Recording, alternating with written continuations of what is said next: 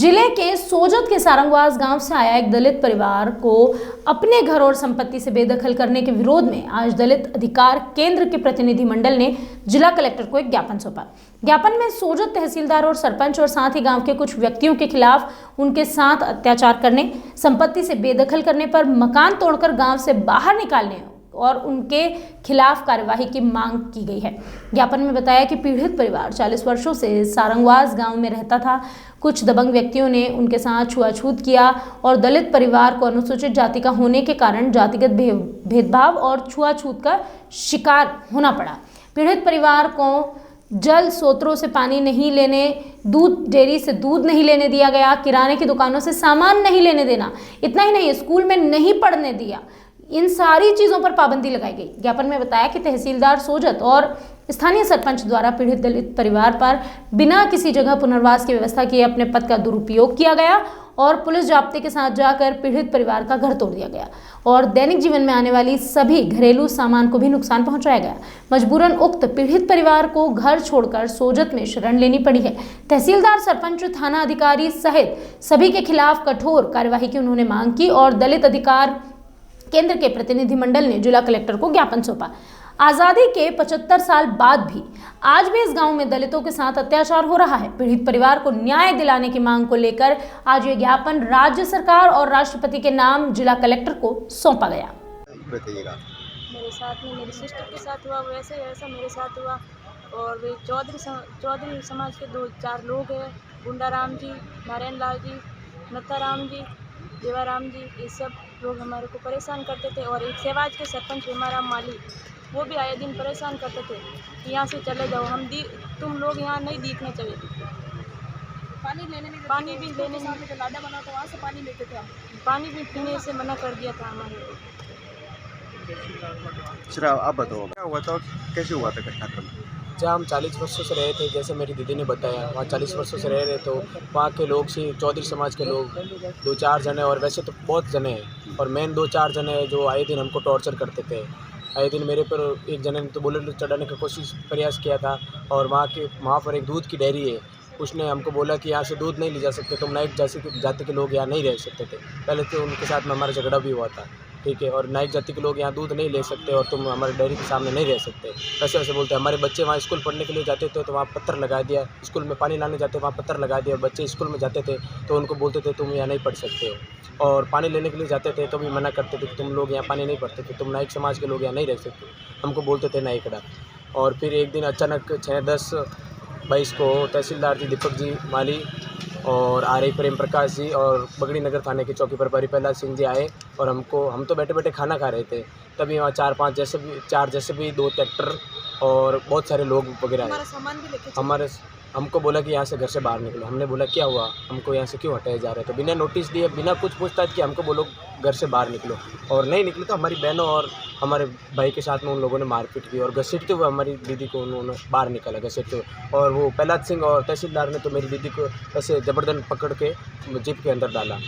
फिर हम बच्चे में और मेरे पिताजी, फिर हमको बोला कि तुम्हारा सामान तो पंचायत में हम जब्त करेंगे। आधा सामान लेने दिया, आधा नहीं लेने दिया, आधा तो वो गाड़ दिया हमारी ज़मीन में उधर ही जहाँ हम रह रहे थे वहीं पे। फिर और ज़बरदस्ती हमारे साथ में मेरे और मेरे पिताजी से साइन करवाए उन लोगों ने। फिर हमारा सामान पंचायत में ले जाने लगे तो मेरे पिताजी ने हाथ जोड़ के पैर पड़ के उनसे वे सामान हमारा वापस मांगा।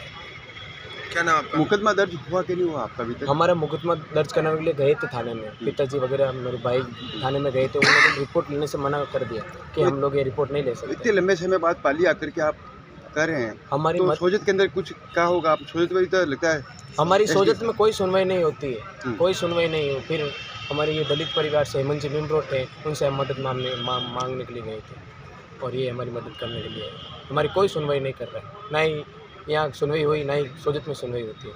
पाली में किसी से मुलाकात हुई आपकी? अभी तक नहीं हुई, अभी तक पाली में मुलाकात। तो अभी आप कहाँ पर रह रहे हैं? बगड़ी वहाँ पर सारंगवास गाँव में अभी कहाँ पर रह रहे हैं? अभी हम सोजत में रह रहे हैं, सोजत सिटी में।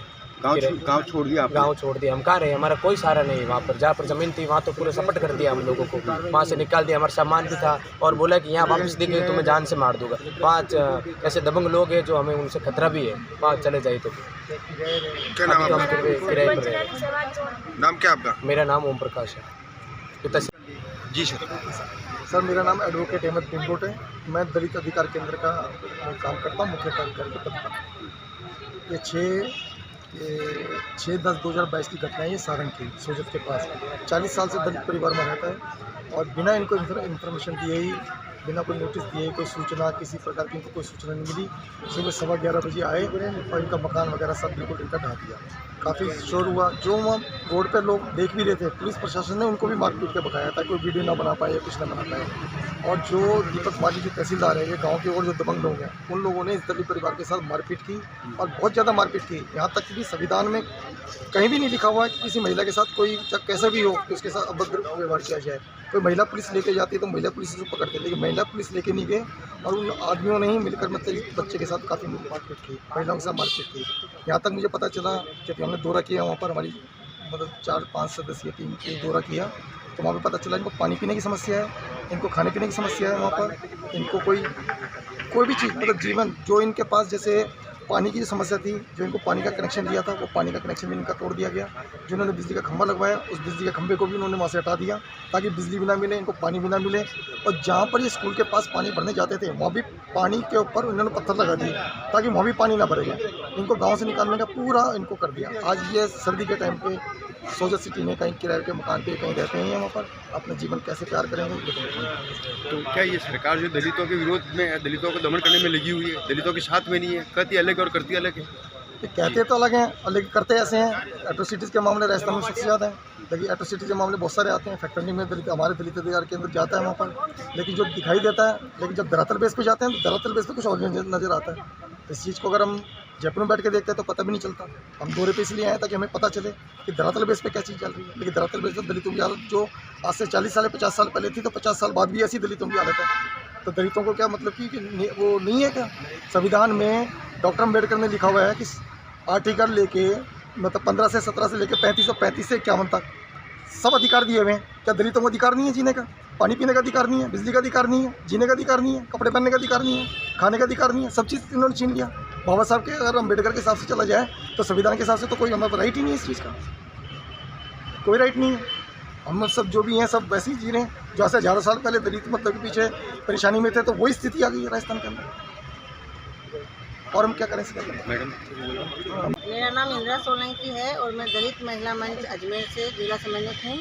हमने जब घटना का दौरा किया तो आज भी 75 साल के आज़ादी के बाद भी आज भी दलितों के साथ बहुत अन्याय हो रहा है। हमने जब घटना स्थल पर इनका जायज़ा लिया तो लड़कियों से हमने जब पूछताछ की तो लड़कियों ने ये बताया कि जब इनके उन लोगों ने, जो तहसीलदार है, उन्होंने इनके साथ घटना इस तरह करी कि इनके निजी अंगों पे हाथ लगा के इनको घसीटा गया, इनके कपड़े खुल के बाहर हो गए, फिर भी वो लोग सड़क पे चारों तरफ इनको घसीटते हुए ले गए। उनके इतनी मारपीट करी कि इनके निजी अंगों पे भी बहुत मारा इन दोनों। तो ये है कि हम यही चाहते हैं कि प्रशासन को कार्रवाई जल्द से जल्द हो और इनको न्याय मिले। मैडम, क्या पुलिस प्रशासन को सहयोग नहीं कर रही है? पुलिस प्रशासन खुद भी उस टाइम मौजूद थी जब ये घटना हुई, तो पुलिस प्रशासन खुद भी इसमें इन्वॉल्व थी कि उन्होंने भी धक्का मुक्की करी, लड़कियों के साथ बदसलूकी करी। सर, वर्तमान सरकार 4 साल के कार्यकाल के अंदर उपलब्धियों में बता रही है, हम दलितों के लिए इतने सारे हेल्प सेंटर खोल दे, इतने सारे काम कर रहे हैं, इसको लेकर के आप क्या कहेंगे फिर? जी, हेल्प किया, लेकिन दलितों को इतनी जानकारी नहीं है, अभी इतने जागरूक नहीं है। जागरूक होते तो आज ये रिपोर्ट दर्ज भी नहीं हुई है आज तक इनकी। पुलिस प्रशासन के पास गए, वहाँ इनको भगा दिया, खदेड़ दिया इनको। तो ये कि अभी जानकारी के अभाव के कारण ये लोग, इनके साथ इस तरह की घटनाएं होती हैं। पाली से सुरेश पवार की रिपोर्ट।